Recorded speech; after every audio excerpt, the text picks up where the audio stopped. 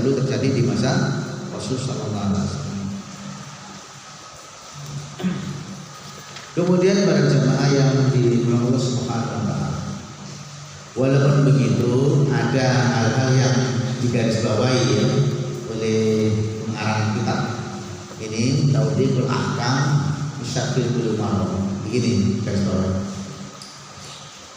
Dan ini di dalam kitab Al-Mughni, dia menculik kitabnya Al-Mughni Ibnu Qudamah. Wa in da'at al-halatu ila dzalik sana'ahum at-ta'am jaza fa innahu rubbama ja'ahum mayakhudhu mayitun min al-qura al-ba'idah wa yabidu indahum wa la yumkinuhum illa ayyutaimu. Ini pengecualian. Kadang-kadang yang namanya orang yang datang kan bukan dekat-dekat tetangga kanan kiri, kadang jauh, perjalanan 3 jam belum makan. Kemudian bagaimana misalkan ia makan di situ? Makan sih dibolehkan. Jadi kondisi-kondisi yang memang kondisi tertentu ya. Jadi tidak harus kemudian seperti yang di awal tadi. Tapi ini pengecualian saja. Para jemaah yang dimau subhanahu wa ta'ala, ada sama ini dengan yang bersama-sama. Kemudian hadis berikutnya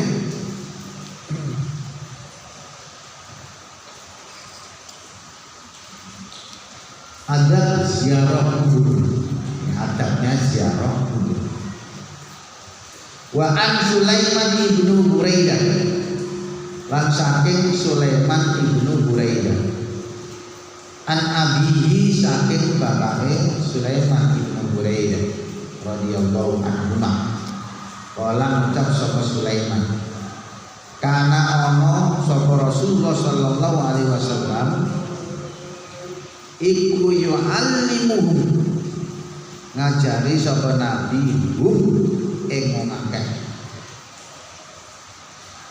Ida kharaju nalikane metu sapa wong akeh ilal maqabiri, maring kuburan, tadi keluar dari ya mbak metu tapi menuju kuburan, tadi masuk makam, keluar dari rumah menuju kuburan. Ayyakulu yang terucap dungo sapa wong. Apa doanya? Assalamualaikum ahlan diyar minal mu'minina wal muslimin wa inna insyaallah ta'ala bikum lahiqun nas'alullaha lana wa lakumul afiyah. Rawahu Muslim. Hadis ini di dalam kitab Zanaqis juga ma yuqalu inda dukhulil qabri wa du'a li ahliha. Ini Muslim, hadis nomor 975. Para jamaah sekalian yang dimuliakan Subhanahu wa taala, ini doa. Nanti ketika Nabi mengajarkan kepada mereka apabila menuju ke tempat, apabila keluar dari rumah menuju ke kuburan, kita akan sekarang menyebutnya makom atau kuburan. Sebenarnya tetapi dia makomil atau makbarah. Untuk berdoa bagaimana? Assalamualaikum ya al-ladiyar. Assalamu tahu keselamatan alaikum ala sirkafe ya ahlan diyar penghuni kubur. Minal mu'minin, rupanya saking orang iman, wal muslimin, dan saking orang Islam. Di sini disebutkan beda ya. Mukmin, muslim itu beda.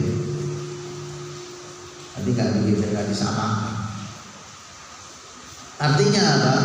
Dalam satu kasus antara muslim dan mukmin itu memang dibedakan. Tapi suatu ketika kalau disebut muslim, mukminnya kafir. Kalau disebut mukmin, muslimnya kafir. Tapi suatu ketika kalau sejajar, maka dia punya makna yang beda. Tapi yang disebut mukmin, muslimnya sudah. Nah ini kan kebetulan disebut dua-duanya. Artinya sudah ada bedanya masing-masing. Wa inna lan sak temene utawi kita insyaallah lamun sakit sapa Allah Gusti Allah taala mau sapa Allah dipun langsung kabeh iku lakipun bakal nyusul kabeh ya. Kami nanti akan menyusul kalian yang lebih dulu. Kami ya insyaallah akan nyusul seperti kalian. Nas'alullah nuwun Ingsun Allah Gusti Allah lana dengan kanggo kita walakum lan kanggo sira kabeh al afiyah ing sehatan ing afiat. Rawahu Muslim. Ini doa yang dan beberapa lafaz yang ada ini macam-macam, agak ada beberapa lafaz yang dipakai oleh para ulama dan hadis-hadisnya riwayatnya juga ada. Ada yang assalamualaikum ya ahlal diyar minal muslimin wal muslimin wa inna insyaallah bikum lafiqun, macam-macam.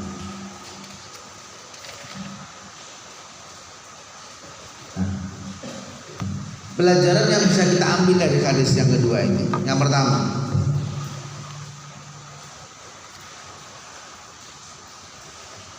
dia hampir mirip ya, kita teruskan aja.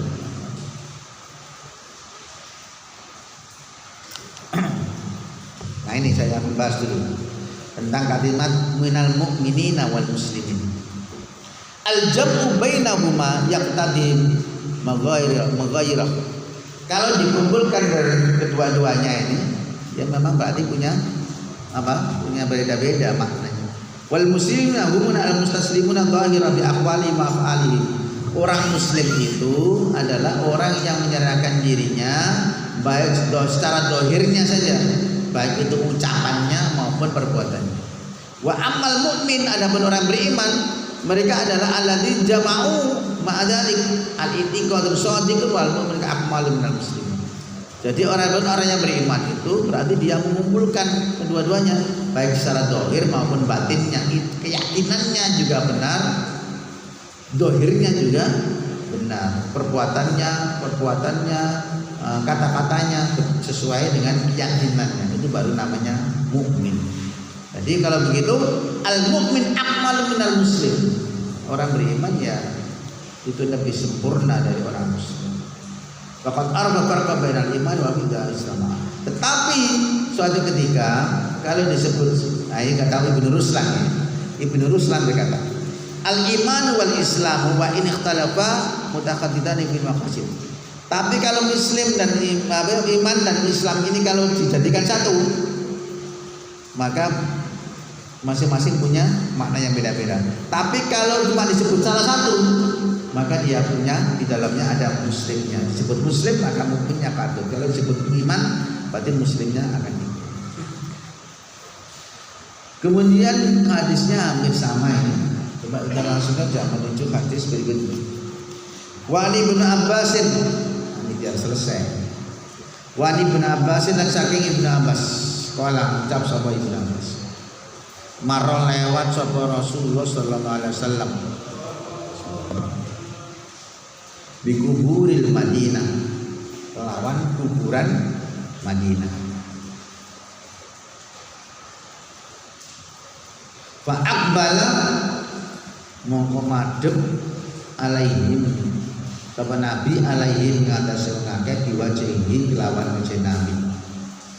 Faqala mongko sapa Nabi mengucapkan mengucap sapa Nabi, assalamualaikum ya ahlal kubur yaghfirullah lana wa lakum antum salafuna wa nahnu bil athari. Rawahu Tirmidzi wa qala hasan. Hadis ini hadis Tirmidzi dan Tirmidzi mengatakan hadis ini hadis hasan. Nah ketika ini Nabi Sallallahu Alaihi Wasallam lewat, kemudian Nabi Sallallahu Alaihi Wasallam ya berdoa, Allahumma assalamualaikum, semoga Allah ya assalamu taala keselamatan alaikum selalu ya alal kubur. Kalau tadi ya alal diyar, kali ini alal kubur. Yaghfirullah lana, semoga Allah mengampuni lana tempat kita walakum lan juga kowe kabeh sira kabeh. Antum tahu sira kabeh ku salafuna, kowe disi aku. Wa nahnu bil athar, lan tawi ingsun bil athar usul. Ya Mas, sing kowe kabeh sing nang makamnya, kowe kabeh disi aku lho ya. Aku ya nyusul manut bahasanya. Seakan-akan begitu. Pelajaran yang bisa kita ambil dari hadis ini yang pertama, dua hadis yang kita gabungkan. Yadullu kaditanya ala istighbab ziyaratul kubur az-ziyaratu syar'iyyah allati yurad. Nah, di dua hadis ini ada sunnahnya ziarah kubur. Tentu ziarah kubur yang syar'i. Wahia yaitu ziarah kubur yang dengan tujuan adalah lidu'a lil amwat, mendoakan orang yang sudah mati, wal istighfar lahum, dan memintakan ampunan kepada mereka. Kama yuradu minha al-istighfar wal ighfar. Nah, itu. Jadi selama itu seperti itu maka ziarah kuburnya masih boleh. Sebagaimana Nabi dulu mengatakan, kuntu nahaitukum an ziyaratil qubur fazuruha fa innaha tudzakiru lil akhirah wa ini.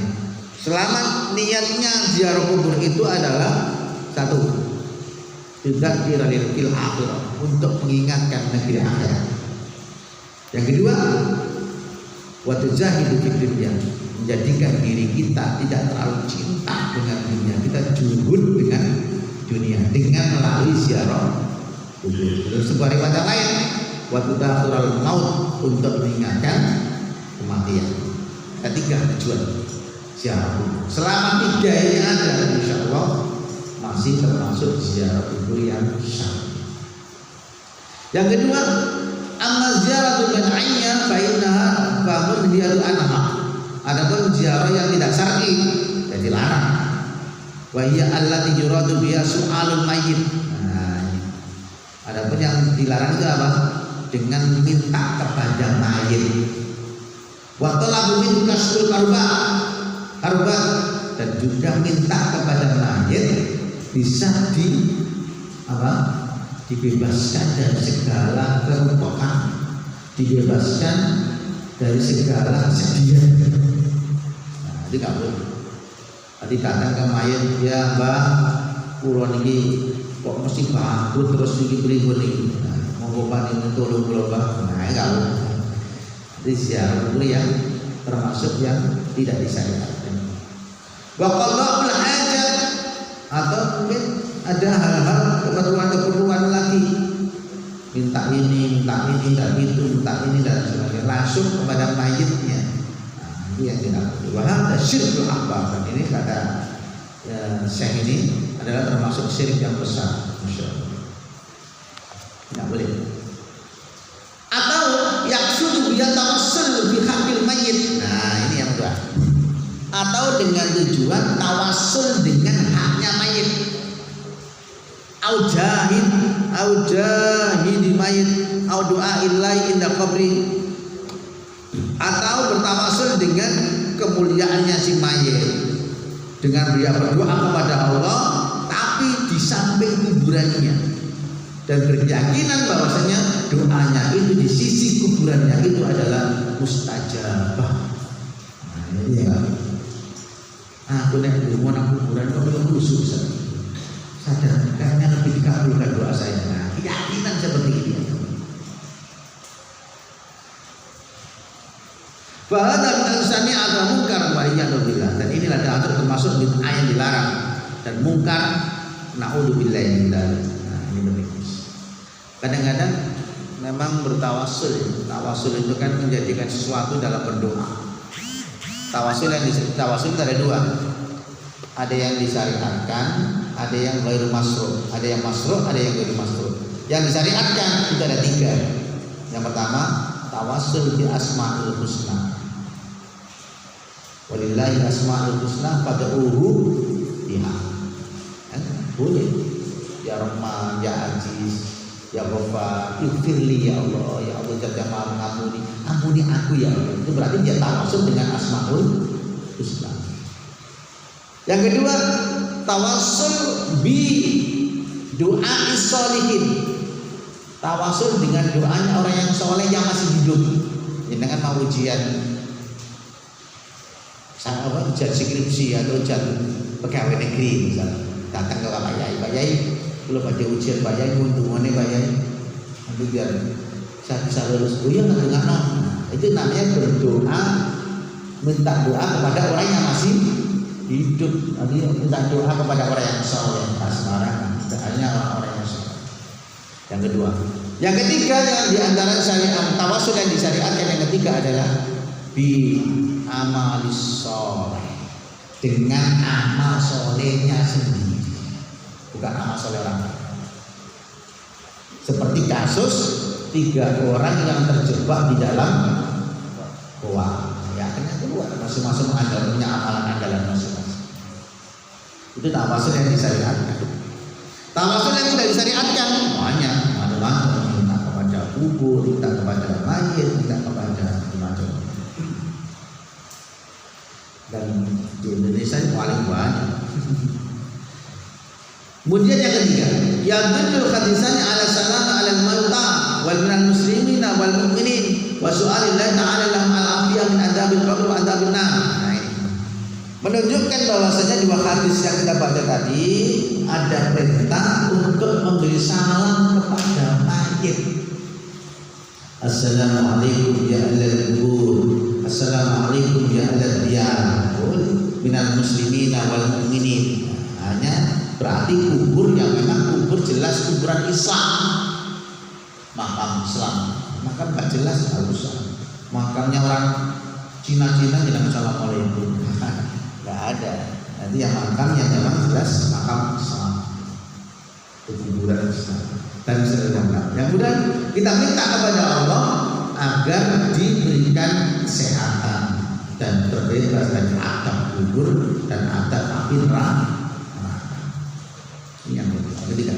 Yang keempat, istighfar wa doa wa qaulul za'il kubur. Jadi doa seperti ini disunahkan bagi mereka yang mau ziarah kubur.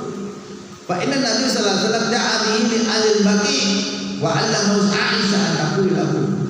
Dan ini juga pernah dilakukan oleh Nabi saat mendoakan dan dia menziarahi makam di ahli baqi. Tadi makam Baqi yang di Madinah ini. Dan Nabi pun juga pernah mengajarkan Aisyah untuk berdoa seperti itu.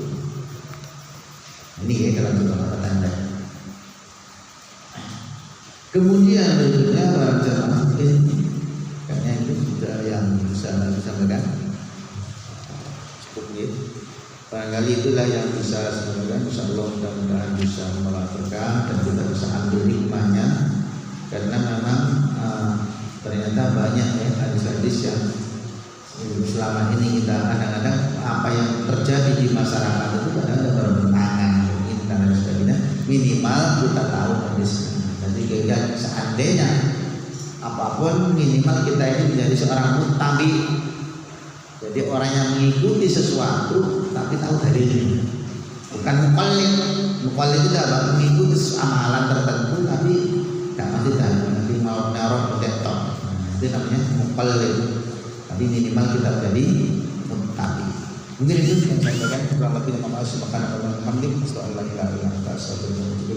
Assalamualaikum warahmatullahi wabarakatuh.